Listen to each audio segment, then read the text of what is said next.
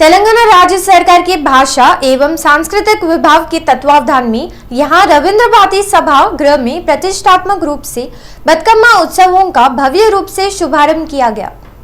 राज्य के आबकारी, खेल, पर्यटन एवं सांस्कृतिक विभाग मंत्री श्रीनिवास गौड़ ने उत्सवों का विधिवत परंपरागत ढंग से उद्घाटन किया। इस मौके पर मंत्री ने बताया कि पृथक तेलंगाना राज्य बनने के पश्चात बतुकम्मा त्यौहार को राज्य त्यौहार की मान्यता प्रदान की गई है। उन्होंने बताया कि बतुकम्मा त्यौहार को अंतर्राष्ट्रीय स्तर पर पहचान भी मिली है, जिसका श्रेय तेलंगाना राज्य के ही जाता है।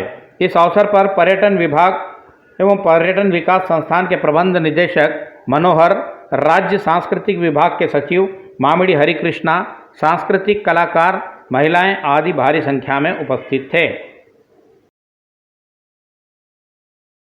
विधायक गुड़िम महिपाल ने कहा कि तेलंगाना राज्य की समस्त महिलाएं बतकम्मा पर्व पूर्ण हर्षोल्लास के साथ मनाएं, इसीलिए मुख्यमंत्री केसीआर राज्य के बतकम्मा साड़ियों का वितरण कर रहे हैं। विधायक गुड़िम महिपाल रेड्डी ने संगारेड्डी जिले के अमीनपुर नगरपालिका परिधि स्थित राघवेंद्र कॉलोनी में राज्य सरकार द्वारा दिए जा रहे बतकम्मा साड़ियों का महिलाओं में वितरण किया। उन्होंने बताया कि टीआरएस सरकार तथा मुख्यमंत्री केसीआर राज्य की सभी महिलाओं का आदर सम्मान करते हैं। इसी कारण इस महिलाओं के त्यौहार पर वे प्रत्येक महिला के लिए साड़ी वितरित किए हैं। यह बड़ी सराहनीय बात है। इस अवसर पर टीआरएस पार्टी के नेता, अधिकारी आदि भारी संख्या में उपस्थित थे। అందరికీ నమస్కారం। ఈరోజు రాష్ట్ర వ్యాప్తంగా 4 రోజుల నుంచి బతుకమ్మ శారీస్ పంపిణీ జరుగుతూ ఉన్నది। అందులో భాగంగా ఈరోజు అమీన్పూర్ మున్సిపల్ పరిధిలో రాఘవేంద్ర కాలనీలో బతుకమ్మ చీరల పంపిణీ కార్యక్రమం జరుగుతూ ఉన్నది, పంపిణీ చేయడం జరిగింది। తెలంగాణ రాష్ట్రం ఏర్పడిన నుంచి తెలంగాణ రాష్ట్ర వ్యాప్తంగా ఒక సెక్యులరిజాన్ని ఈ రాష్ట్రంలో నడుస్తూ ఉన్నది।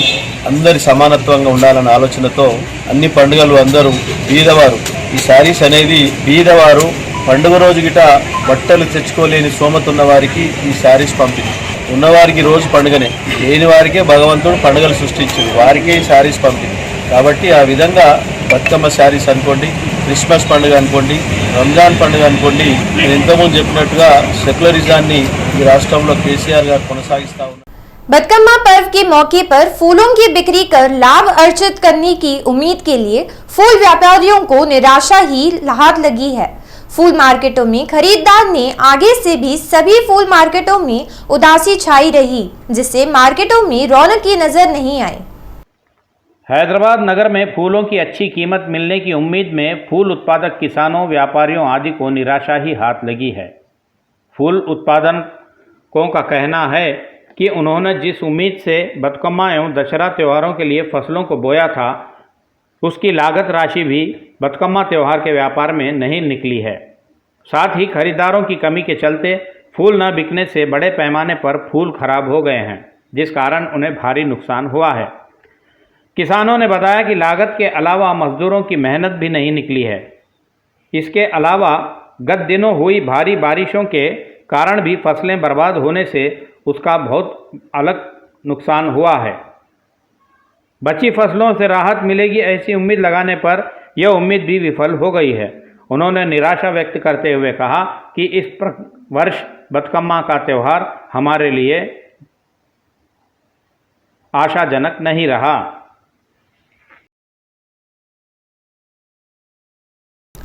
कोरोना पर उठाए गए सुरक्षा एवं सतर्कता के कदमों की सफलता को देखते हुए अध्यापकों द्वारा किए गए नृत्यों ने सभी को अपनी ओर आकर्षित कर लिया। राज्य सरकार द्वारा विद्यालयों को पुनः आरंभ करने की मंजूरी देने के पश्चात हैदराबाद शहर के आबिद स्थित एक विद्यालय के प्रबंध ने कक्षाओं का संचालन किया। इसी संदर्भ में वहां कार्यरत अध्यापकों ने रंगारंग वातावरण में नृत्य किए। यह ऐसा हो तो विद्यालय के प्रबंधन तथा अध्यापक अपने विद्यार्थियों के अभिभावकों को विश्वास में ले रहे हैं।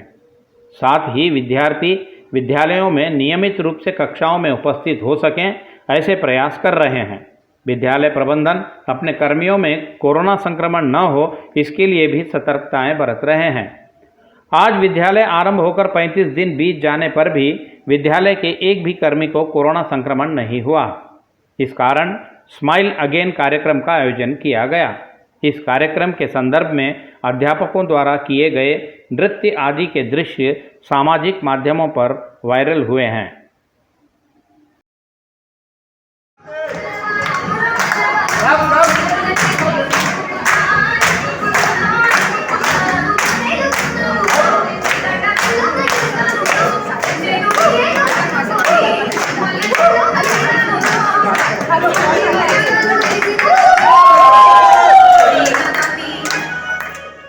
घरेलू उपयोग के इस्तेमाल के लिए दिए जाने वाली रसोई गैस अब थोड़ी और महंगी हो गई है।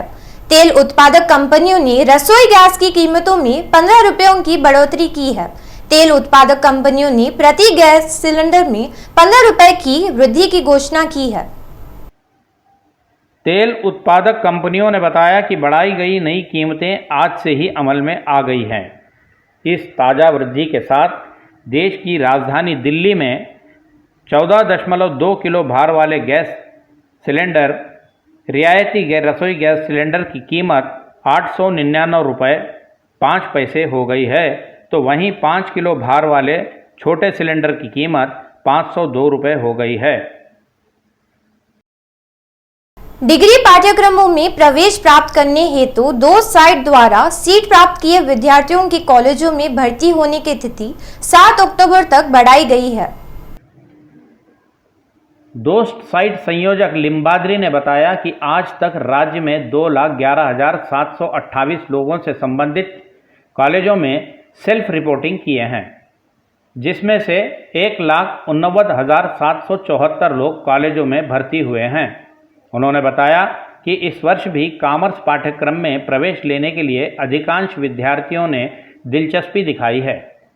लिम्बाद्री ने बताया कि अब तक आवंटित किए गए सीटों में 39.43% विद्यार्थी कॉमर्स के विद्यार्थी ही हैं। इसके पश्चात भौतिक शास्त्र में विद्यार्थियों ने स्थान प्राप्त किया है।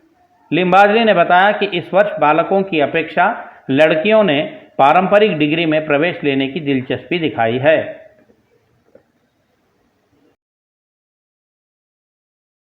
कुकटपल्ली केपीएचबी फोरम मॉल पुल पर कल देर रात एक सड़क दुर्घटना घटी। वहां एक खड़े हुए टिप्पर को तेज रफ्तार से आई एक कार की टक्कर मार देने से एक व्यक्ति गंभीर रूप से घायल हो गया और उपचार के दौरान उसकी मौत हो गई।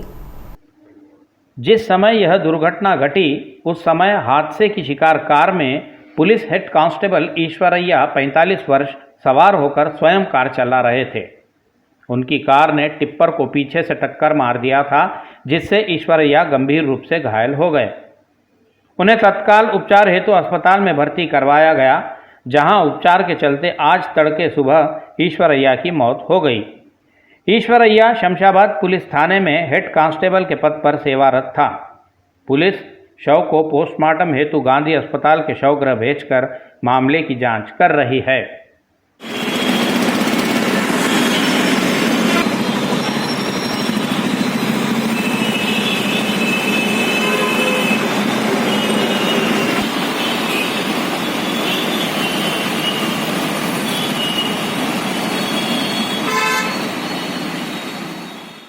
नगर द्वय के अधिकांश क्षेत्रों में टीआरएस नेता व राज्य के मंत्री तलसानी श्रीनिवास यादव का जन्मदिन कार्यक्रम भव्य रूप से मनाया गया। इसके अलावा पीवी नरसिम्हा राव मार्ग स्थित जलविहार में मंत्री का जन्म दिवस कार्यक्रम आयोजित किया गया। मंत्री तलसानी श्रीनिवास यादव के जन्म दिवस समारोह में विधायक मैनमपल्ली हनुमंतराव ने भाग लेकर केक काटा। तत्पश्चात उन्होंने मंत्री तलसानी श्रीनिवास यादव को जन्मदिन की हार्दिक शुभकामनाएं दी। इस अवसर पर उन्होंने कामना करते हुए कहा कि हमारे प्रिय नेता व राज्य के मंत्री तलसानी श्रीनिवास यादव ऐसे ही अनेकों जन्मदिन मनाते रहें। 1986లో తొలిసారి ఎంసీహెచ్ కార్పొరేటర్గా పోటీ చేశారు. ఆ పోటీలో ఓటమిని చవిచూసిన ఏమాత్రం కుంగిపోలేదు. తొలి ఓటమిని మరి గెలుపులకు సోపానంగా మార్చుకున్నారు. సికింద్రాబాద్లో గల్లీ గల్లీలో తన ఉనికిని చాటుకుంటూ ప్రతి సమస్య పైన తన స్థాయిని మించి పోరాడేవాడు. ఎలాంటి పదవి రాజకీయ హోదా లేకున్నా కూడా అందరికీ అందుబాటులో ఉండేవాడు మన తలసాని. ముఖ్యంగా మహంకాళి జాతర, బోనాలు, గణేష్ చవితి ఇలా ప్రతి పండుగను ఆప్తులతో సంబరంగా జరుపుకునేవారు.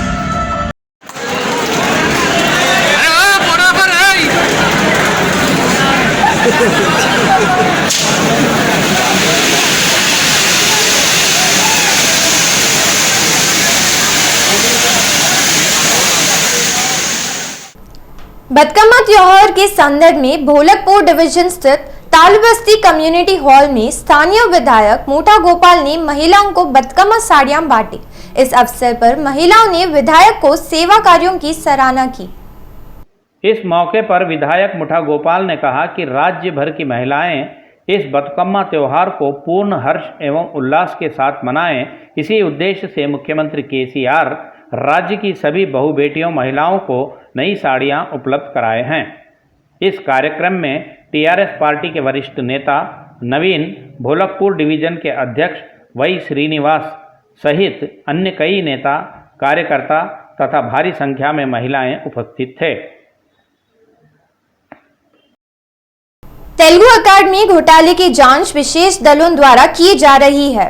यह जानकारी नगर पुलिस आयुक्त अंजनी कुमार ने दी।